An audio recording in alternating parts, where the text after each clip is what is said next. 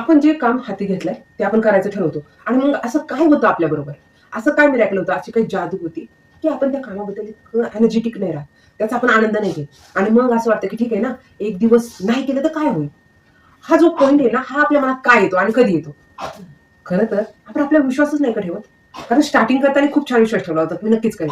मग थोड्या निम्म्यापर्यंत आल्यावर त्या तशासारखं आपल्याला कंटाळा काय येतो बरं. सेम तुमच्या बरोबर पण असं होतं ना. पण हे जे डिस्ट्रक्शन आपण आपण तयार करतोय, हे सगळ्या साईटच्या लोकांमुळे, सगळ्या गोष्टींमुळे होतच नाहीये.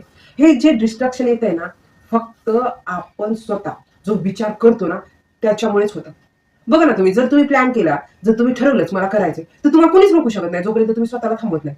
मग का आपण डिस्ट्रॅक्शन तयार करतो आणि जे काही फ्लोने आपल्या ड्रीमसाठी आपण स्वतःला तयार करत असतो, तिथं का थांबतो? या पॉइंटचा नक्कीच विचार करा आणि कमेंट करून सांगा, की हे डिस्ट्रॅक्शन तुम्हाला कोण तयार करून देतो? तुम्ही स्वतः तयार करतात का दुसरे मध्ये येतात? नक्कीच कमेंट करून सांगा.